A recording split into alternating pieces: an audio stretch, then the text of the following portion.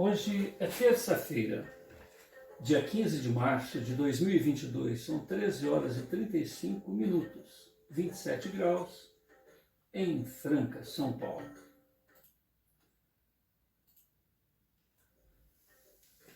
Nós estamos realizando o culto cristão no lar e optamos pela leitura desta obra. Lendas do Oásis, autor Malba Tahan. Malba Tahan, o mestre, escreveu contos e lendas que vêm fascinando gerações e gerações de leitores. Nas 15 histórias aqui apresentadas, em cenários diversos, as escaldantes areias do deserto, a gélida Ucrânia, a imperial Viena, a misteriosa Índia, monarcas, príncipes, sultões, sheiks, rabinos, beduínos, dançarinas hindus, poderosos governantes, humildes escravos, vivem amores proibidos, são tentados pela vaidade, conhecem as injustiças das punições e são premiados pelos gestos de amizade. Suas descobertas e experiências nos ensinam que não devemos nos iludir com as aparências, mas buscar a sabedoria no meio da reflexão e da ética. Programa Nacional do Livro Didático,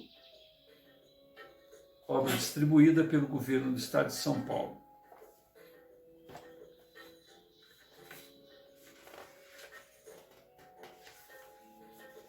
Nós estamos então à página 27, sob o título Maktub. Malba Tahan faz uma dedicatória no início da obra. Escuta, beduína, escuta. Quando abandonaste a minha tenda, tomei o cálamo, tomei do cálamo e escrevi o teu nome na capa do meu Alcorão. Yasra. E todos os dias, no milênio ou no silêncio da prece, a saudade vem como tigre dos juncais, bramir no fundo do meu coração. Essa aleika, a minha promessa, ó beduína, não foi escrita na areia incerta do deserto. Por isso é que verás o teu nome repetido em quase todas as páginas deste livro. Só Alá sabe a verdade. Wassalam. Oásis de Alib, 7 da lua de Rebiá, 1904, Malba Tahan. Página 27 da obra Lendas do Oásis, Maktub, uma lenda árabe. Maktub estava escrito. Afirmam os historiadores que do túmulo de Sidi Yaqub, existente em Tlassen, data do século XI, não nos move o desejo de contestar a opinião dos eruditos sobre um monumento quase em ruínas, perdido ou esquecido, talvez no deserto. A única coisa realmente interessante que se encontra nessa colba, outrora tão venerada pelos crentes, é uma inscrição ali deixada por um escravo. Resume-se nesta legenda numa palavra: Maktub, gravada sobre a pedra que cobre as cinzas de Sidi Yaqub. E sabeis, ó cristão, o que quer dizer Maktub? Esta palavra encerra filosofia de um povo, o destino de uma civilização.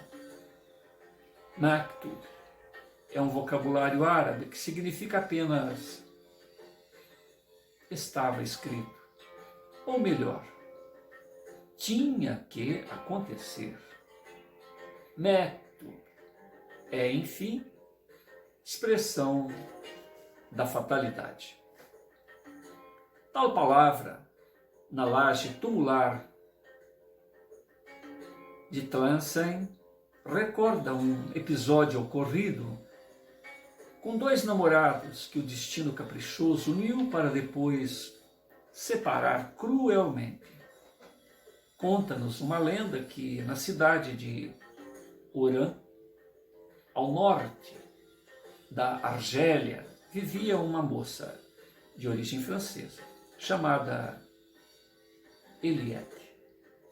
Era filha de um negociante cristão de Marsella, que se estabelecera, levado pelas necessidades de sua profissão, sob o céu da África. Certa vez, durante uma feira, conheceu Eliette, o jovem Aziz El Hassim, de origem nobre, descendente de uma das mais ricas famílias de Tlemcen. Uma viva simpatia que deveria crescer de dia para dia, uniu desde logo os dois namorados. Eliette, levada por seu temperamento excessivamente romântico, apaixonou-se pelo árabe. E este, arrebatado como os homens de sua raça, sentiu que a sua vida não mais teria sentido se lhe viesse a faltar o amor da cristã. A pitoresca cidade de Oran, por esse tempo, sob o poder de Bey Mustafa Ben Youssef, foi testemunha silenciosa daquele amor. As tamareiras, sob o sol causticante, abriam suas palmas e estendiam no chão, da praia até a montanha, um largo tapete de sombras, sobre o qual os dois jovens caminhavam felizes. Longas horas, esquecidas em doces colóquios. Um grande abismo de intolerância, preconceitos, separa, entretanto, uma cristã de um adepto da religião de Maomé. Os pais de Eliette, informados das inclinações amorosas da jovem, opuseram-se tenazmente àquele casamento que lhes afigurava desonroso. E o primeiro brigue que levou ferros de Oran transportou para Marsella a apaixonada menina. O infortúnio na vida das criaturas escreve às vezes páginas, várias páginas, num período durante o qual a felicidade mal teria tempo para esboçar a curva da letra Aleph, A-L-E-F. A infeliz Eliette, ferida tão rudemente em seu delicado coração, não soube resistir. Adoeceu gravemente em consequência daquele golpe iniciado pela separação e concluído pela desesperança. Sentindo avizinhar-se dela a sombra da morte, mandou chamar em segredo um imã que vivia, imã O Islã não admite sacerdotes. O imã desempenha apenas as funções de oficiante nas orações diárias da mesquita. Sentindo avizinhar-se dela a sombra da morte, mandou chamar em segredo um imã que vivia no porto, entre aventureiros e embarcadiços.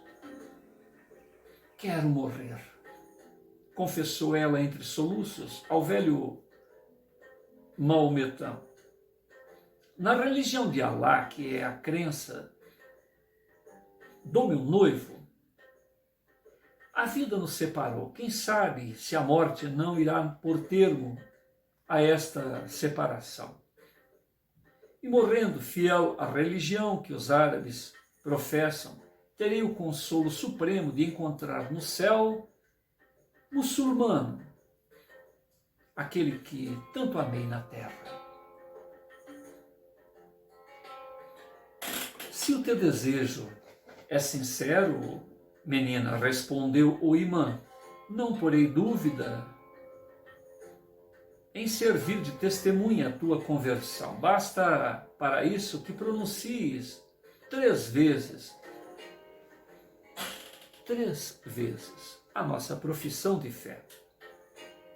Eliette, sem hesitar, assim falou: declaro só um Deus, que é Alá, e que Maomé é o profeta de Alá. Declaro que só há um Deus, que é Alá, e que Maomé é o profeta de Alá. Declaro que só há um Deus e que Maomé é o profeta de Alá. 3 vezes repetiu as palavras que constituem o dogma fundamental da religião dos árabes. O imã, então, tirou as sandálias, abriu um exemplar do Alcorão e, voltando-se para Meca, a cidade santa, leu em voz alta o 1º capítulo do livro de Alá. Bismillahi al-Mahir Rahim. Em nome de Deus clemente, misericordioso, louvado seja o onipotente Criador de todos os mundos. A misericórdia é em Deus o atributo supremo. Nós te adoramos, Senhor, e imploramos a tua assistência divina. Conduze-nos pelo caminho certo, pelo caminho daquele que são esclarecidos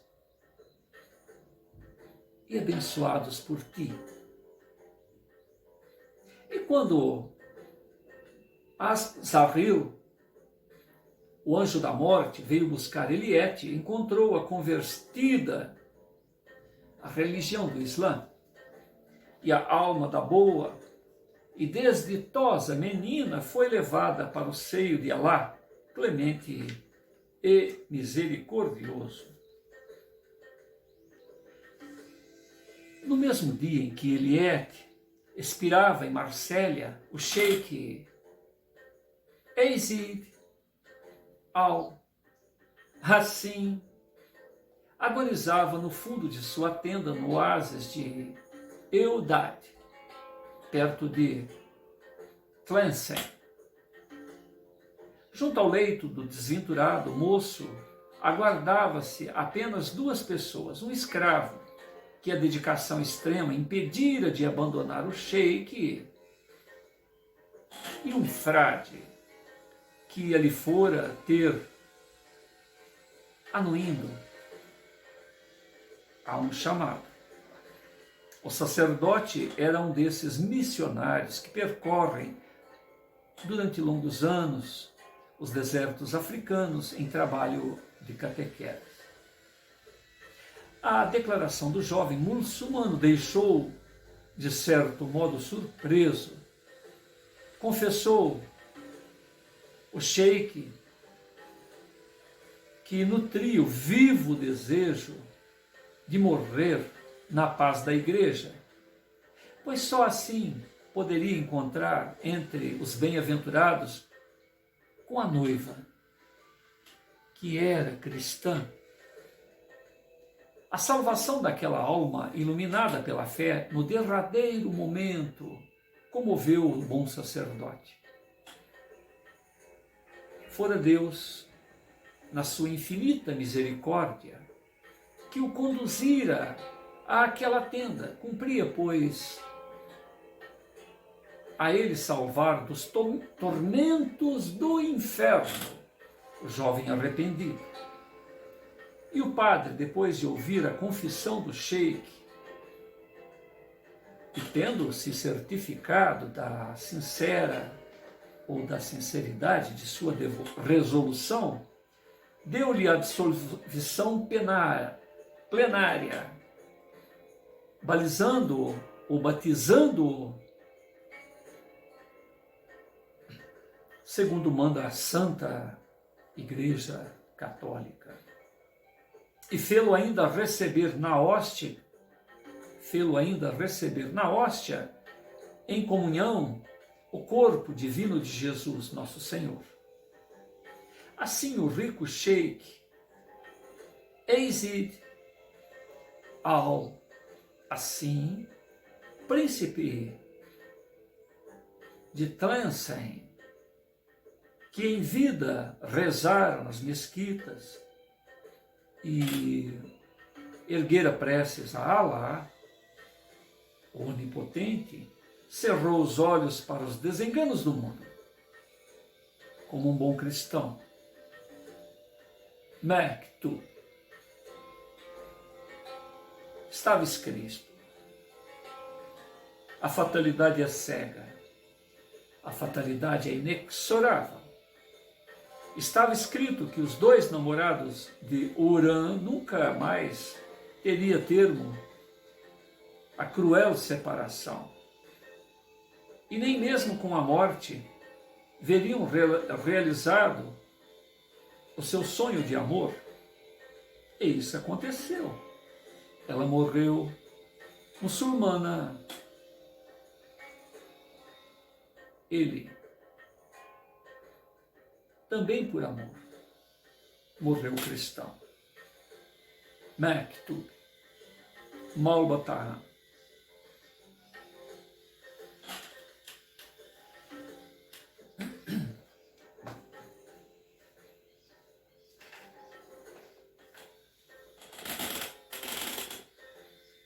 Senhor Jesus,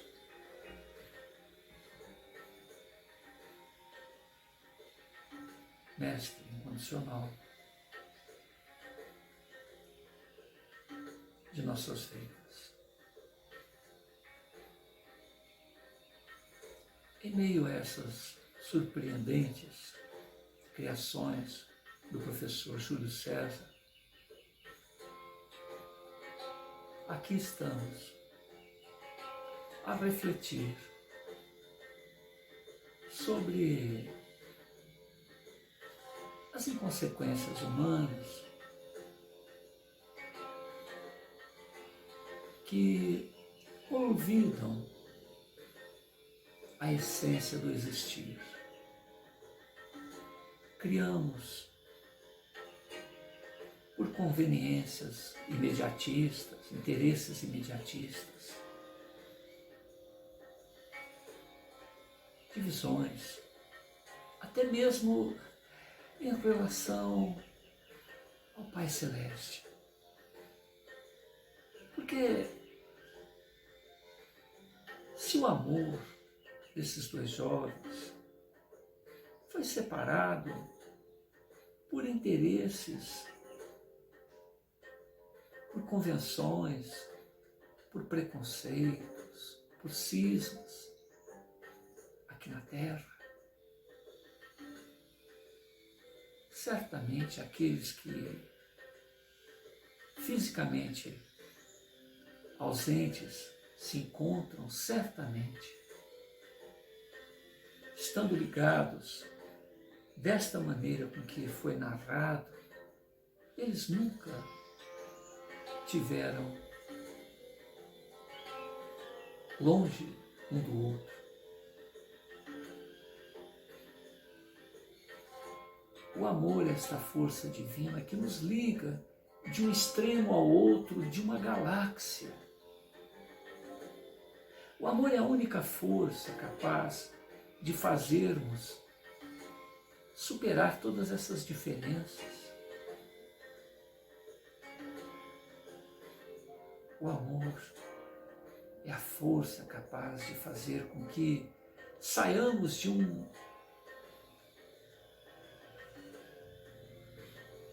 estado qualquer e evolucionemos rumo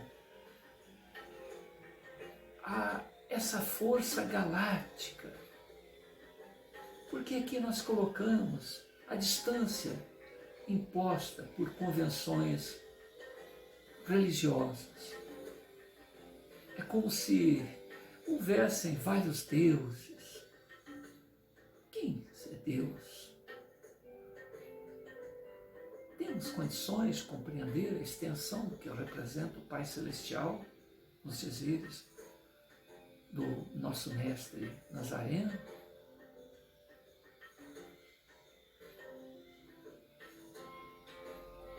Nós estamos presos às convenções de um grupo religioso.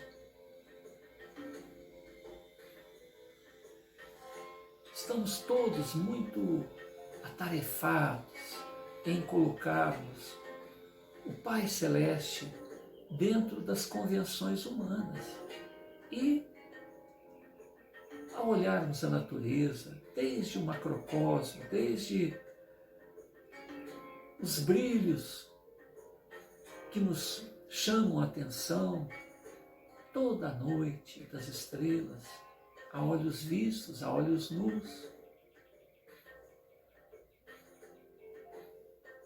muitas das vezes encoberto pelo movimento, pela dança das nuvens, que muitas das vezes nos molham o rosto com sereno.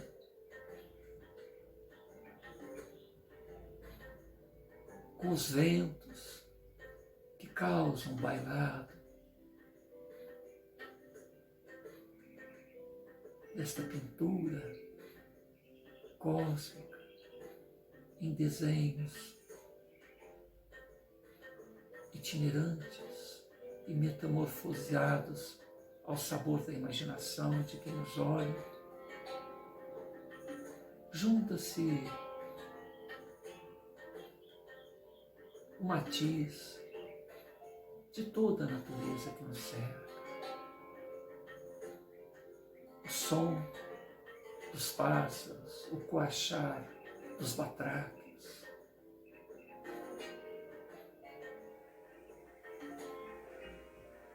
As cigarras que fazem a sua festa, os pássaros noturnos,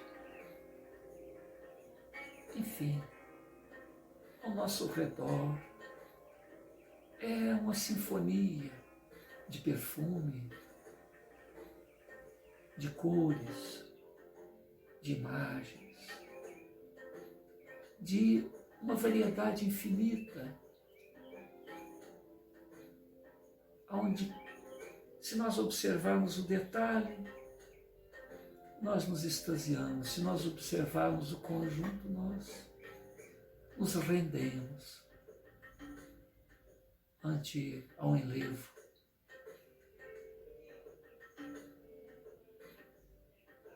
Para aqueles que conseguem ver, além do chão da terra, centenas de milhares, bilhões de decalhões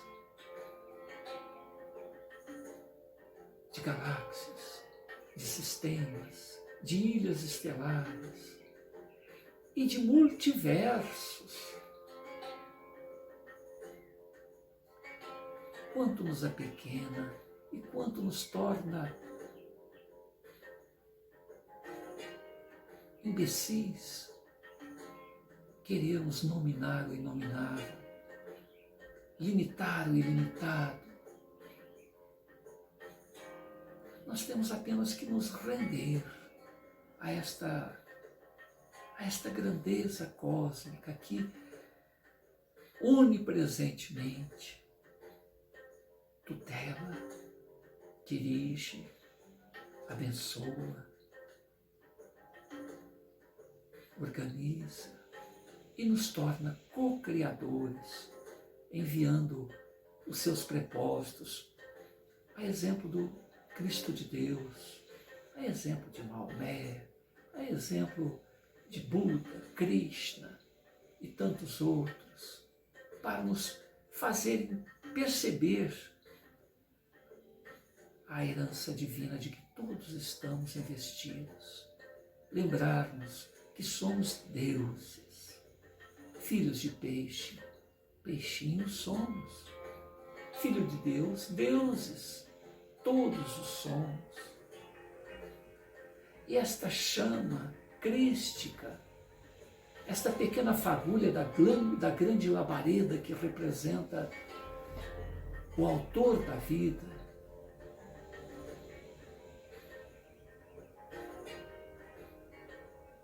na ínfima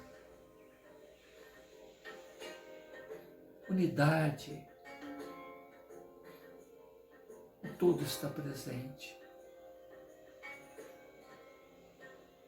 Então podemos, desde que o queiramos, entender que o Pai Celeste, que a razão de ser, do existir de todos esses multiversos, não tem nome. Ele está em cada um de nós e em todo lugar.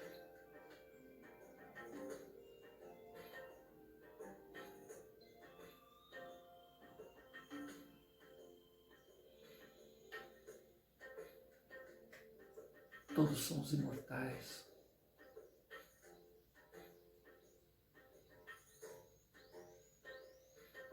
E esta herança é irrecusável. Ou compreendemos, ou vivemos ridiculamente. Em nome do amor, 2 jovens decidiram, ao final da vida,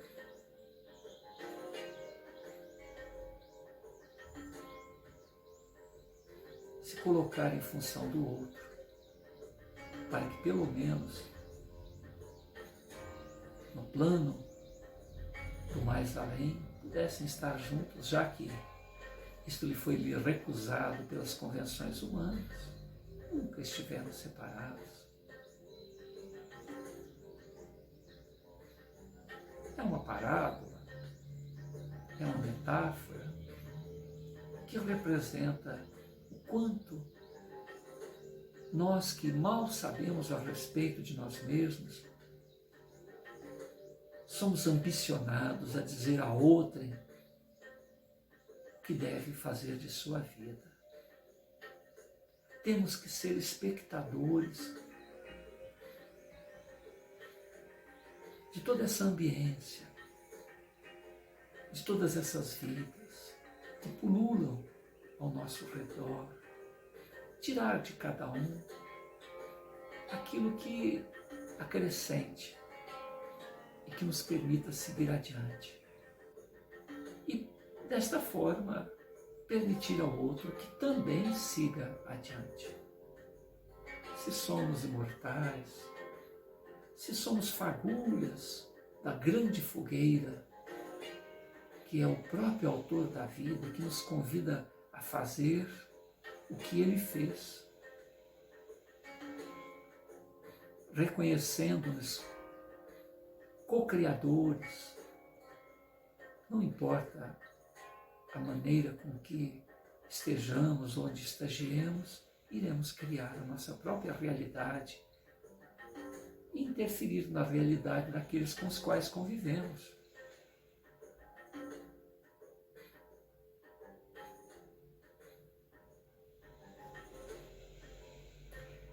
Diante disto,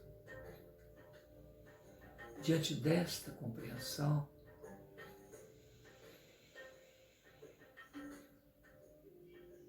não nos resta outra alternativa senão nos ampararmos no amor,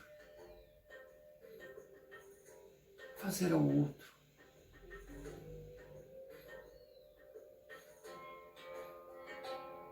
o que julgamos poderia, deveria ou gostaríamos que nos fosse feito.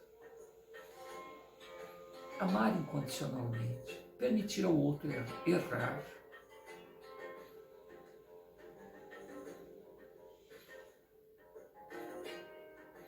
Mais cedo ou mais tarde, cada qual irá se entreter com as consequências e daí para diante do erro, diante das consequências, do erro de algo, dos equívocos, assumiremos novas posturas perante a vida.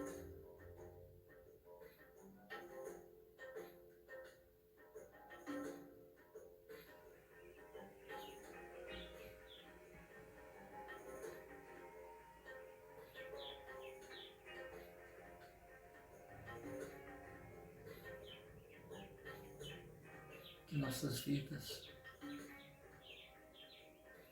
sejam